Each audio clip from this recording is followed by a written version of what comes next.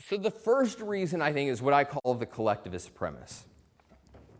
And this is looking at the welfare of the group rather than the well-being of the individual. And says, what's good for, quote, society as a whole? How should we distribute society's resources in a fair way? I think the better way, the more rational way to think about political issues is to focus on the individual. And I think if you think about what's good for the individual, you come to a very different conclusion. So the two essentials, in my judgment, of what makes a happy and successful life, and I think this came through in all the talks today, is thought and effort. This is Isaac Newton and Steve Jobs. It's thought and effort. The willingness to challenge conventional wisdom, to think about what's true, what's right, what's good, and then the effort to execute and carry out your plans. That's really what is going to make you happy, successful, and achieve the things you want to achieve in life.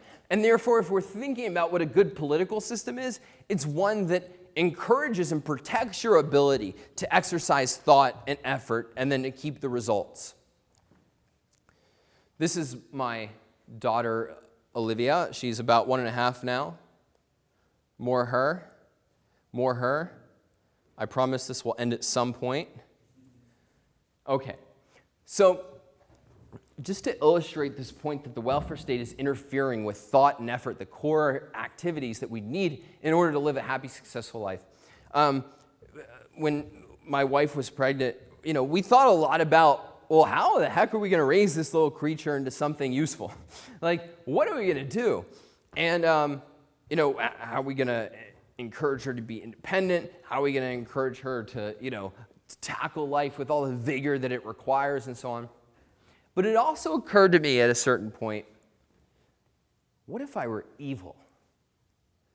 What if instead of wanting to raise her to be a happy, independent adult, I wanted to crush her little infant spirits and just completely turn her into a wreck, a dependent of a human being? And I made a list. So I wouldn't teach her to make good decisions. I would just tell her what to do and demand that she obey me. I wouldn't make her work for anything. I'd just give her stuff, make her an entitled brat. Unless she was so evil as to go and try to get her own job and work for stuff, in which case, now she's going to get charged rent. I would tell her, hey, forget property rights, help yourself to other people's stuff, and don't object if they help themselves to yours. And then I would take out tons of loans in her name and go spend it on Vegas. So that would be pretty rotten. But that, in effect, is the whole essence of what the welfare state does. What the welfare state does is it stops and punishes us from doing the right things and rewards us for doing the wrong things. The more rational, productive, independent-minded we are, the worse we are under this scenario, and the more lazy, dependent, unambitious we are, the better we are. That's really the whole setup. And let me give you one example to really drive this home.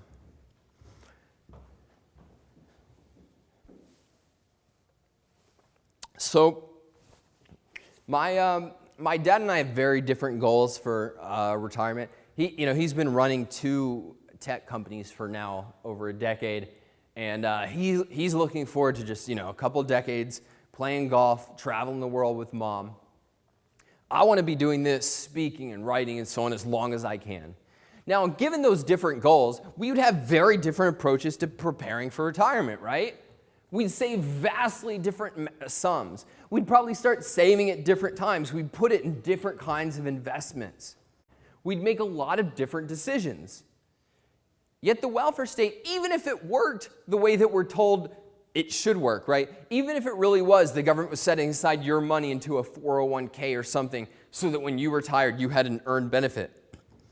Even then, it would interfere with you making those kinds of assessments. It would say, hey, Watkins, no, you got to save 12.4% today rather than use it on things like starting a family or starting a business or buying a home. No, you have to do what we say you have to do with it.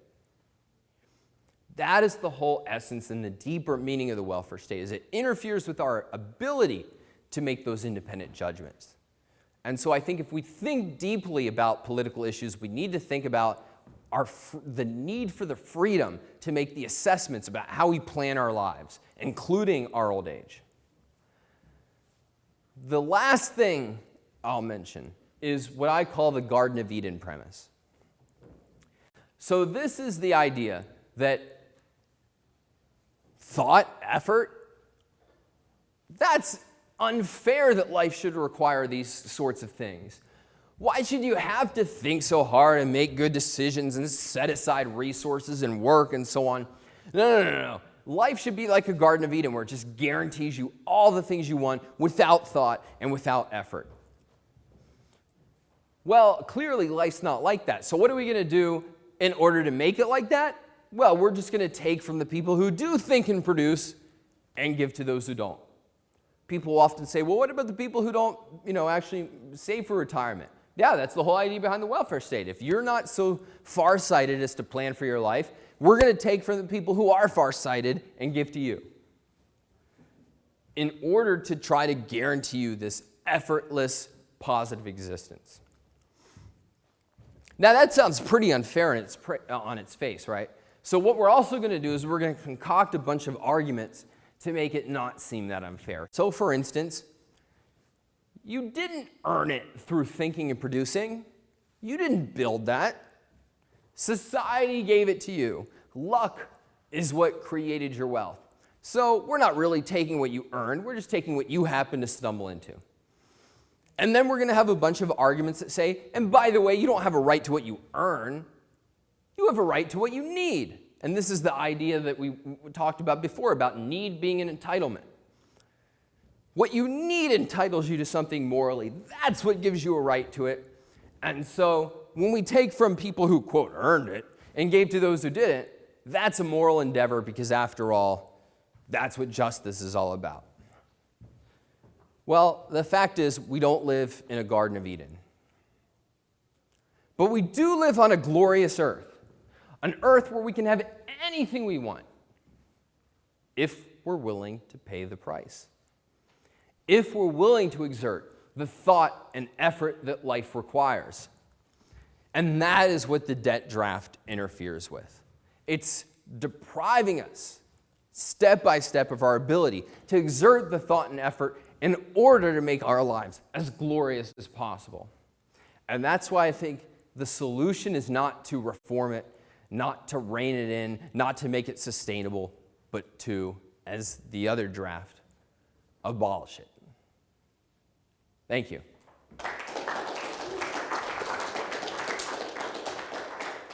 Let's give it up for Don Watkins, who Thanks, guys.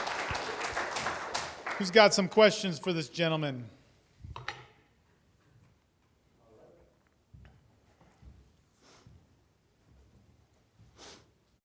First of all, excellent. Thank you. Good read. Have you read The Forgotten Man? By Amity Shlaes? Yes. Yeah. I had Amity, so she wrote a book, for those of you who don't know, in the Great Depression, very well done. And of course, she covers the fact that this is the era when Social Security is created. I actually interviewed her for my podcast, The Debt Dialogues. Feel free to look it up on iTunes. It's free, so hey, you can't go wrong there. And we talked about this and a lot of other issues, yeah. What are your thoughts on change? And I asked the question, I hope I don't take you on a rabbit trail, but we vote change in this country, like it or not. Well, except for I actually think there's a dime of difference between the left and the right on this issue. I mentioned that the Social Security, for instance, enjoys 80% support. So the first talk I ever gave, I remember it was at least one of the really early ones. I was giving on why we should abolish Social Security, and it was to the Beverly Hills of California Country Club.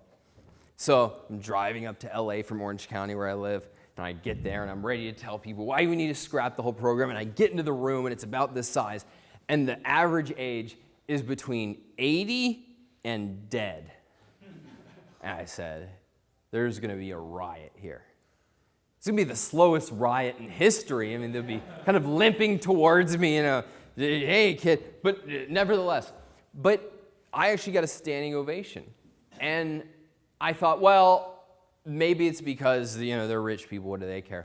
But actually, part of what I've found is that although support for Social Security and support for these programs is wide, it's not as deep as one may think. And part of what we can see is that this is why people have to lie about how it works. If the program really was, to its roots, popular, the way, say, mom and apple pie in the military is popular, you wouldn't have to lie about it. You wouldn't have to, say, oh, we only take 6.2% of your income. No, they'd be up front. They say, we take 12.4%. You wouldn't have to say, oh, it's insurance. Does anybody know what FICA, your Social Security comes from FICA taxes. Anybody know what the C stands for there? No. Contribution. I worked for a 501c3 nonprofit, and guess what? If you don't give us a contribution, we're going to treat you the same way as Social Security. No, they have to disguise taxes as contributions. The more that people understand about just how it works and where it's leading us, the less the support is. Nevertheless, there is support. And my view is because it's an issue of ideas and that people think that these programs are right and necessary.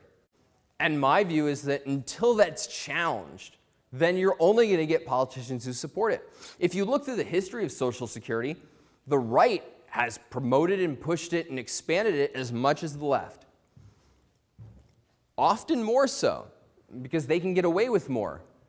And so until we change our thinking and we're willing to challenge conventional wisdom, the way we're willing to challenge it over diet and exercise and so on, until we're willing to challenge that conventional wisdom, we get nowhere, even though we're on this kind of no-win path to $205 trillion in debt. And so there really is no shortcut besides change your thinking, challenge yourself to think independently about these issues, and then try to get other people to think that way. But if you do that, part of what I was trying to stress is I think there's actually less resistance to good arguments than you would think, because there's really no argument for Social Security, for the welfare state. There is none. There's emotions, there's appeal to emotions, but there's no argument. And so that's really where the battle lies.